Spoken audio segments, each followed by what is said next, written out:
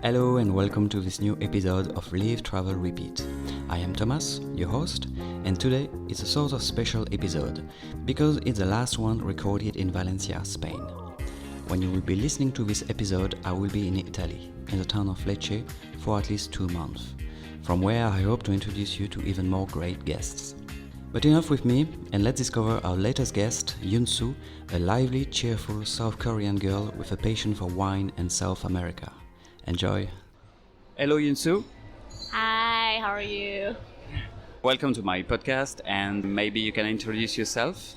I'm EUNSOO and I'm from Korea, and I've been traveling for long. I went to England recently, and Valencia is my second home, so I came to visit once again to say goodbye to my friends, and after that I'm going to Ecuador. It's difficult to keep track of all your travels recently because the last time we spoke was in July or June? June. In June. Yeah, you were going to Georgia, and after, from what I've seen, you were after that to Turkey, Croatia, so it's a lot of stuff. So let's backtrack from the beginning, maybe. So you're from Korea, South Korea, and from the city of Pohang. Yeah, right. Impressive, you remembered it. Yeah, it's a small town in the southwest. It's called Pohang. When you say it's a small city, it's the same size as Valencia, for example, like 100,000 inhabitants? Right. So the thing in Korea as a dense country, so my city is maybe the population-wise is bigger than Valencia, but compared to other cities in Korea, it's relatively small, and it's an industrial city, so you don't have many like foreigners around. Yeah. I think maybe because of my background, like living in a small city, and I don't meet many foreigners when I was growing up. That could be my motivation to travel. So I studied Middle Eastern Studies and Arabic in my undergrad, and before that I've never met any people, any like foreigners or especially Arabians, and I wanted to know more about their culture and their religion and their also like world conflict. So that's why I chose my major as Asian languages and civilization. And I think because of this like homogeneous country and homogeneous background of my city, I started to travel a lot. Do you remember your first travel abroad? Where was it? How was it? Yeah, my first travel abroad was Taiwan and Beijing with my sister. I was after my university entrance exam. So in Korea we have American SAT kind of national exam.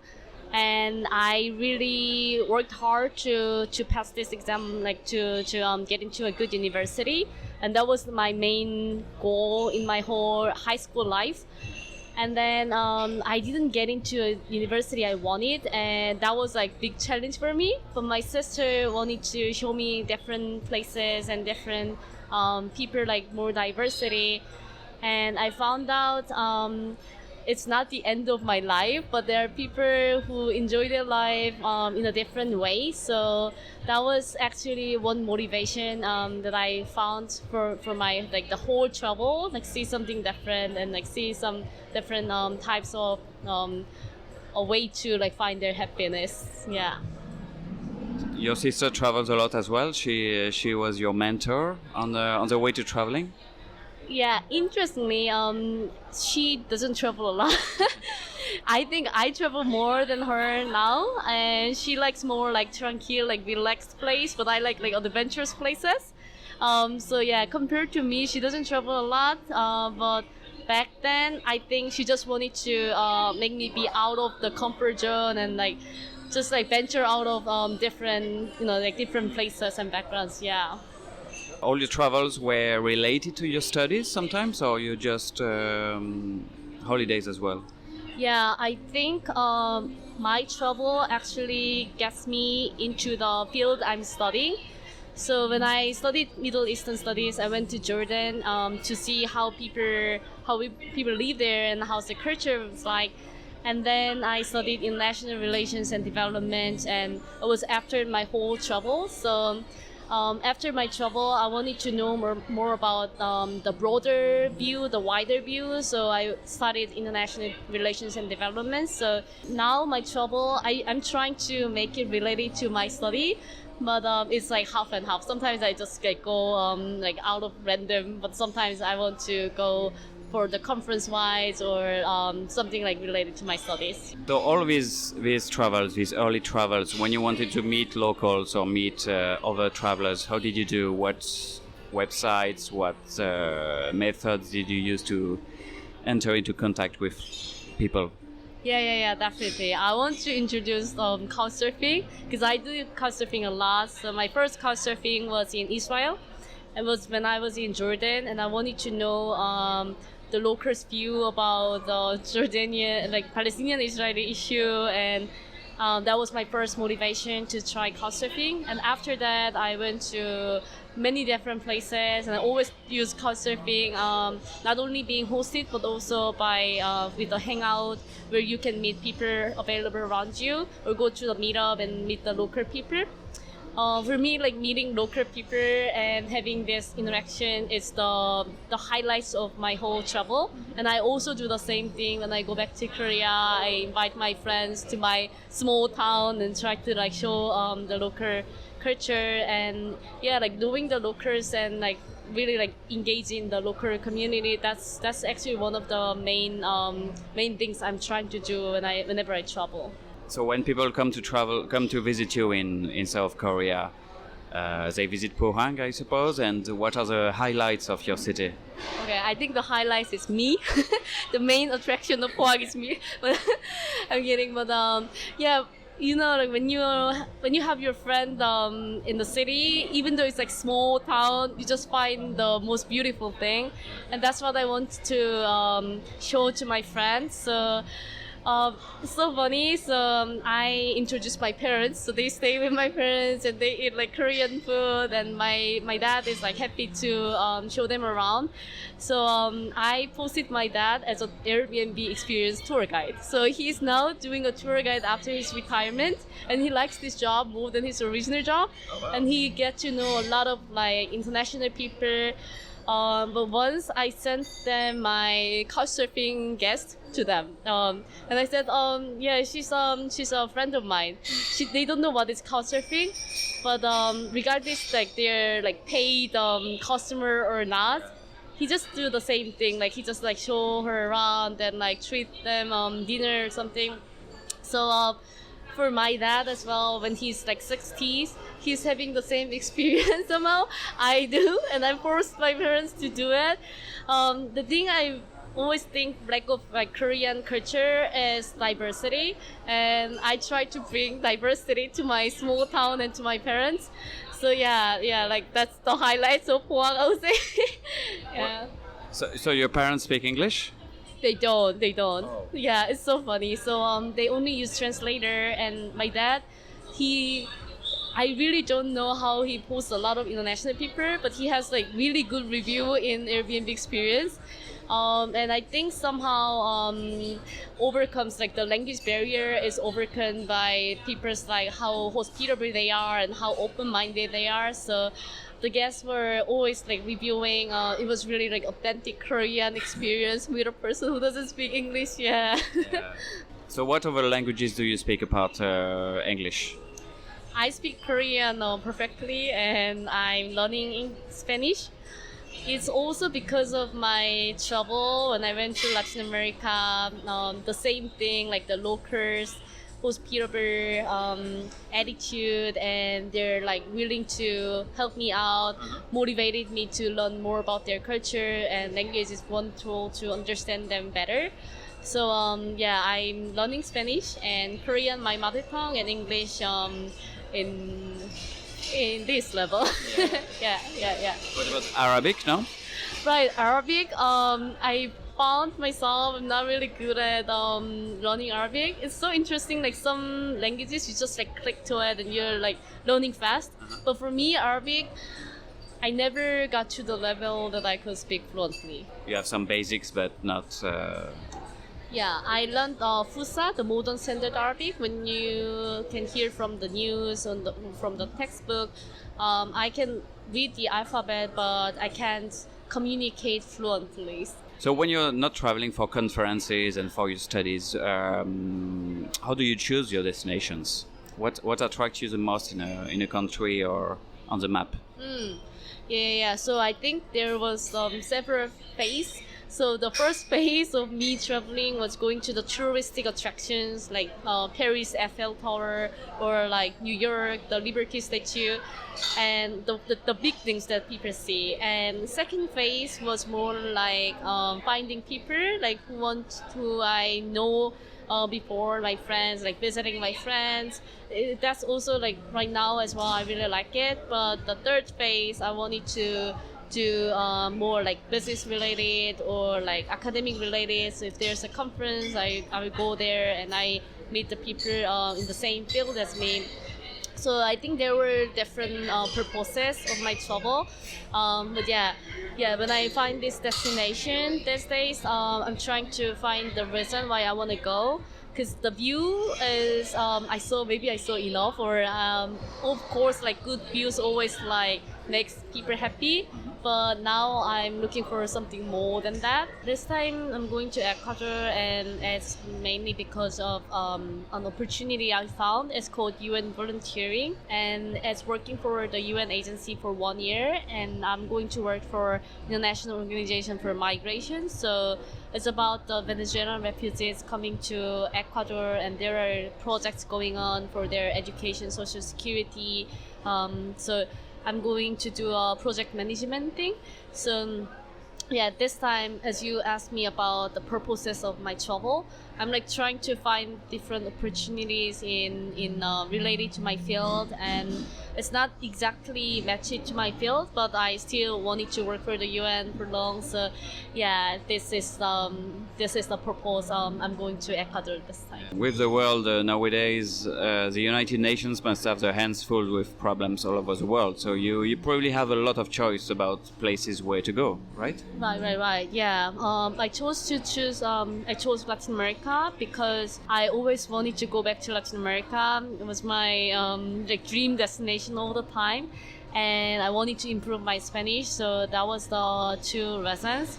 And when I was in Valencia, I lived with my really nice Venezuelan people. So I wanted to do something that I can contribute to their migration as well. So they combined all these things that brought me to choose Ecuador. Yeah, South America you have been to Peru, and you have been to Colombia. Yeah, and I went to Argentina.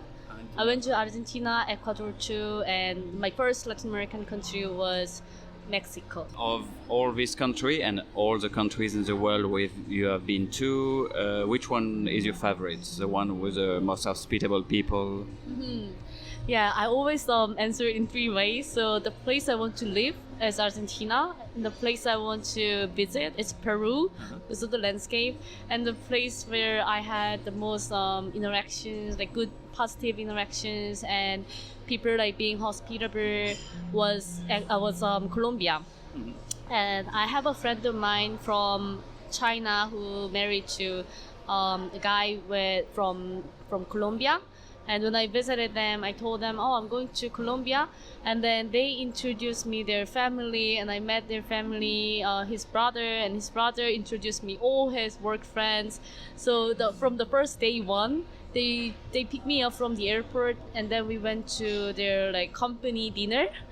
And the thing in Korea, as people are kind of reserved, so you don't talk to random people mostly, but in Colombia they really like treated me like their old friends.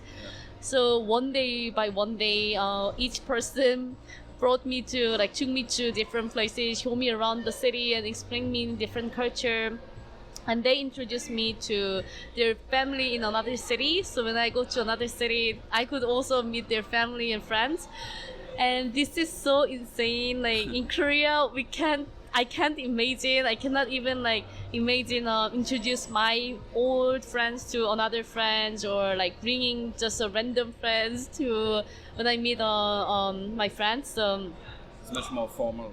Yeah, 100%. But in Colombia, it's not like that. People are so hospitable and like so sweet. So what makes the Colombian people so special? That's I was also thinking about like how they can be that like hospitable, and I think maybe because of their like geographical location, they're in the middle. Like Turkish people were also really friendly in my perspective, and maybe they're exposed to different culture for like the whole history, and like Mexico too. So because of this exposure and meeting like different diverse people, they embrace diversity better. That's my own interpretation. And whereas in Korea, people are polite. They're like really good, educated, and they're like formal. And when you ask questions, they always ask the answers like a good way. But they don't come to talk to you first. And maybe it's because of the language barrier. But I think sometimes Colombians, they know I'm not good at Spanish, but they come to talk to me and they try to use body languages and trying to help me out in any ways. And I think it's because they saw a lot of diversity, and they're like just trying to show their culture like positive memory to them. So I think that all was combined to make them more like hospitable. Yeah. About Argentina, so you said this is a country where you would love to live, basically. Yeah. Why Argentina? Yeah. What's so special there? Yeah, so for me, the place I want to live always has the common point, which is diversity. And in Argentina, I went to this language exchange. It's called language exchange, but we just talk about like random things all the time.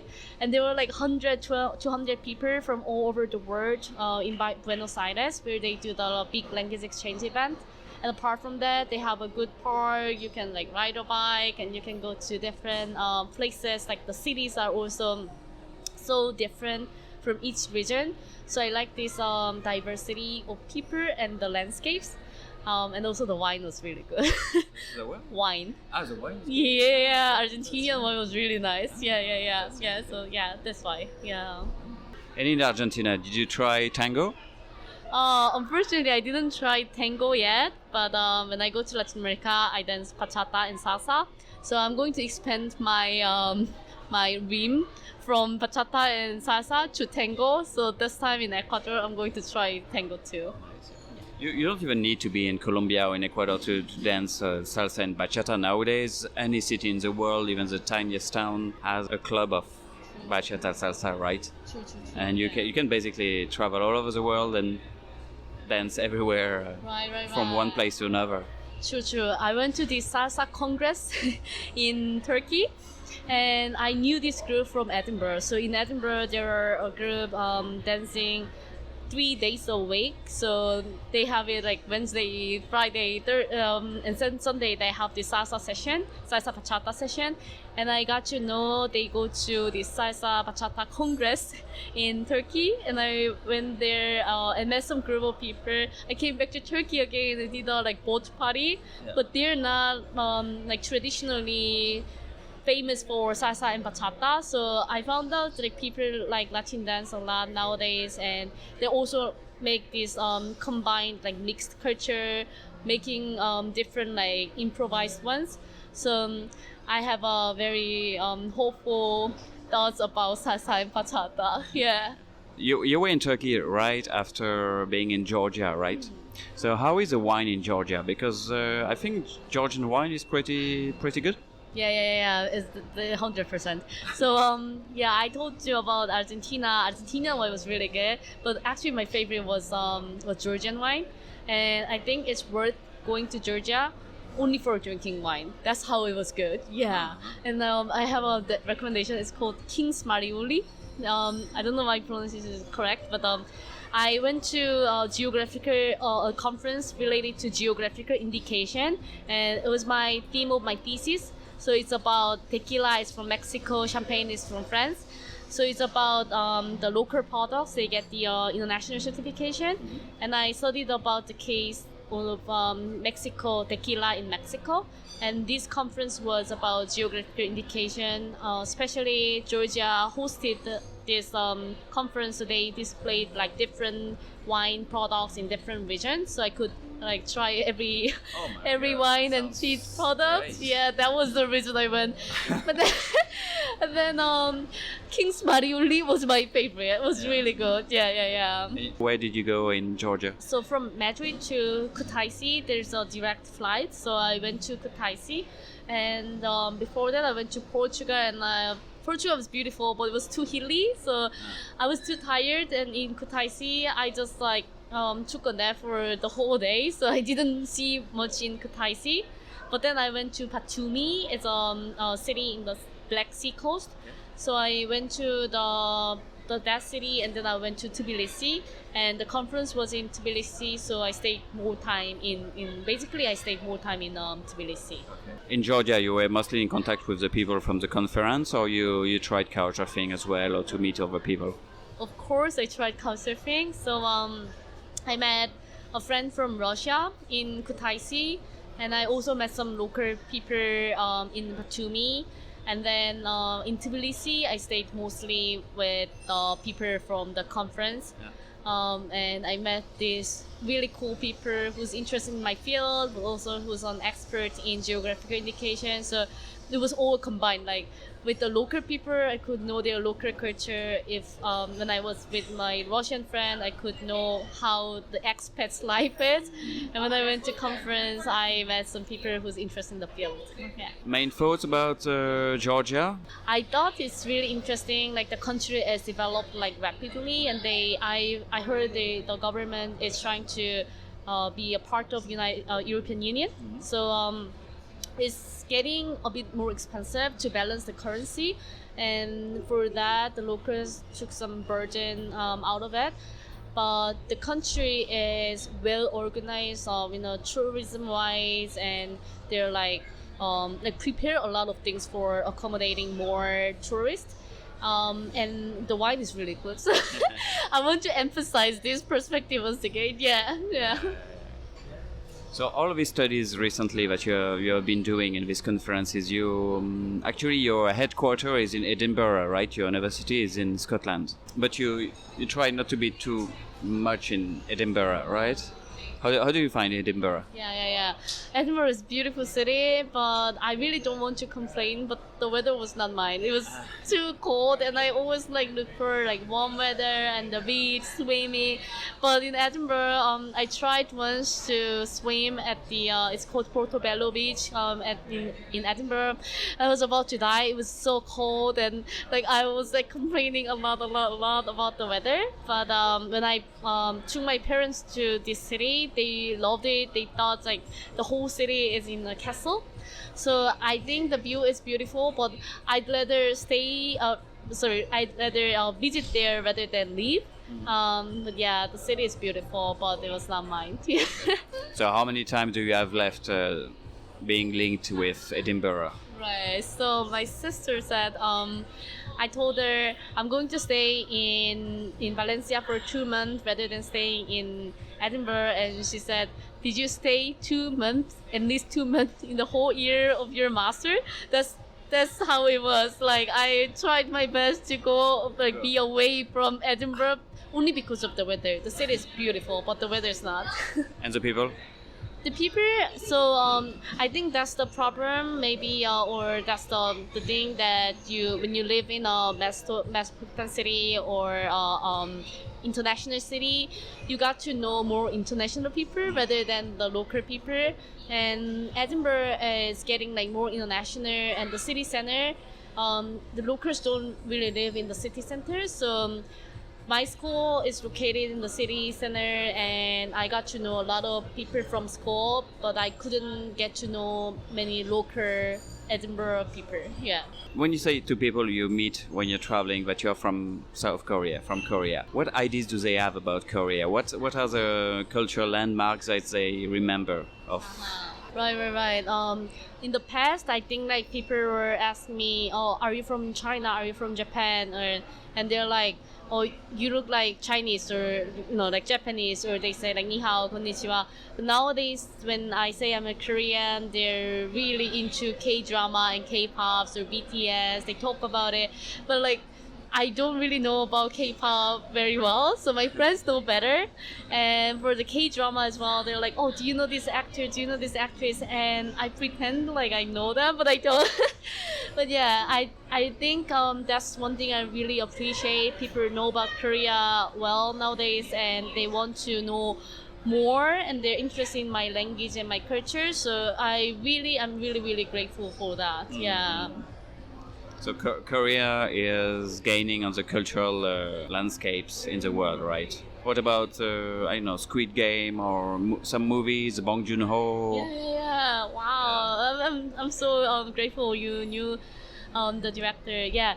So we like my friends also talk a lot about Squid Game, and they were like, "Is it true? Is the reality in Korea like that?" And I would say half of the movie and the storyline captures the inequality, which is not only in Korea but prevalent in all the other countries. But of course, because it's a movie, it's like exaggerated. So. But yeah, it's interesting that Korean culture and the movies, which like reflects the universal concept and idea, but at the same time inspired by Korean culture, can gain popularity in the world. Yeah. Tomorrow I'm going to Italy. I'm going to Lecce because I found out a workaway there in tourism. And you told me you made as well a workaway in Peru. Can you tell me a little bit about this workaway? How did you find it and what you were doing over there? So as you asked about the purpose and the intention of my travel, when there was time that I thought like, I have to try something that I contribute to the local culture, I can get to know or like to maintain it. I don't want to spend too much time as well, too much money as well. So I was looking for what website I can try, and I tried Workaway in Peru, working at a hostel, and I found out for a person like me, I need to find something that I can do well. So at this hostel, it was really great experience to know other volunteers, but unfortunately, I was not really good at the job. So I was not good at like making bed and like cleaning the bathrooms, and so I couldn't meet the standards or the expectation of the owner. So I felt like so guilty just like be there. And I think for the workaway, just like any other job, or I myself was like taking too much responsibility on the things that maybe I don't need to. So yeah, I think workaway I would recommend if you can stay there longer. For me, I was supposed to stay there for 3 weeks, and I did the workaway for 3 weeks. So I didn't have much time to travel around the city or like go to other places. And in Cusco in Peru, if you go to Machu Picchu or other places, you need at least 1-2 days. But I didn't know about it, so I somehow regret it at that in that perspective. But the workaway experience itself is really good, and if you have a longer time frame, that would work better. Yeah, it's better. Yeah. It still left quite an impression, Peru, because it's the other country where you love the landscapes, basically, right? Oh yeah, definitely. I think like everyone would love this country. It's so unique and so magnificent. Yeah. So yeah, in the landscape wise, I would definitely recommend Peru to visit. You mostly travel solo, right? Most of the time. How is it to travel solo for women from Korea? Is it fine? You had some bad experiences on the way? Right. I think for me, I was just lucky so far.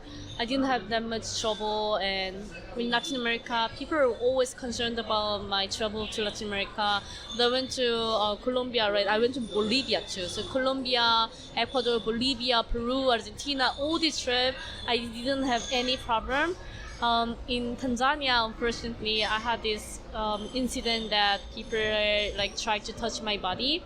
And I was with my local friend, and this local friend was like yelling at them, and he's like, we go to the police station. But at the same time, as a traveler, you don't want to make an issue and you don't want to, confront this situation and make it as a big deal. So I just thought, okay, I'm not going to walk this place alone. And if you know the red zone where people don't go, pretty much it's safe. But yeah, like doing this couchsurfing and like meeting and walking to these local people always helps. So I didn't have that much trouble yet. Yeah. So EUNSOO, after this stint in Valencia now, you're on your way again. So what's next? Okay, so next I'm going to Ecuador, and in Ecuador I want to go to Brazil to go to the Samba Carnival in Rio. Oh, I'm so excited. Okay, so last time when I was in Argentina, I was supposed to go to Brazil and go to Samba, to Rio, but my grandma passed away at that time, so I had to go back to Korea quite urgently. But this year is the year I can definitely go to Brazil. So yeah, I would say like Brazil Samba Festival is my next dream destination. So you'll be in Ecuador till February, basically, and after you go to Brazil?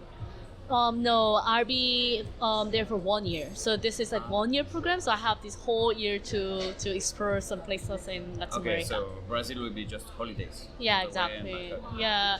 But that's actually really sad when I have the people around me, when I have a vibe and I can travel more time. Yeah. I need to take the chance to go. Yeah. But yeah, this time I will just like do for a holiday, short holiday. Have you calculated how many planes you take every year? Oh, I can't count. I think more than 100 though. Wow. Yeah, for sure. Oh, is it more difficult to say goodbye to people or to a place? Of course, to people, because for me, the people makes the place. So, yeah, it was so interesting for Valencia. After that, I went to Portugal, and one day I was just so depressed. I didn't really see the city because of the huge attachment to the people in Valencia and the vibe and like how the friendship I made with the people. So yeah, it's always hard to say goodbye to people. However, you can always stay in touch with people through Instagram, through WhatsApp, right? It's more difficult to stay in touch with the city itself. Yeah, I'm really grateful for the technology advancement, so we can keep in touch and we can always share the things. But sometimes you want to be with the people, be in the mood, and be with this share the same daily basis life together. And then when you're traveling and when you know you're living, sometimes it's hard to keep in touch and also share the same feeling we have in the same spot. So yeah, I think it's always hard to say goodbye, but yeah, we can still. I know also that you have a YouTube channel, which is a bit sleepy right now, but do you think you're going to retake it one day to cover your travels? Yeah, I want to, because I really like taking the videos and also be in the video, but editing is the hardest part, so I never reuse it again. But one day, if there's a person who can do it for me, or if I have like enough money to hire a person, I'll think about it. Yeah. The editing is a worse process for you. Exactly. Yeah, I'm not a detail-oriented person, and I don't like sitting in front of the computer all day long. Yeah. Do you have any advice or any tips for wannabe travelers who want to follow in your footsteps? I'm thinking about my Korean fellows. Like when Korean people travel, they always travel in a group and they don't want to venture out of their comfort zone. And I think for me, because you're already outside of your country, you can try something new and you can talk to random people sometimes. I know sometimes it could be like insecure, but most of the time people are nice enough to help you out and be your friends. So I wanted to say, just like be away and be out of your comfort zone. Thank you very much, EUNSOO, and all the best then for your Ecuadorian adventures. Thank you so much. Thank you for having me.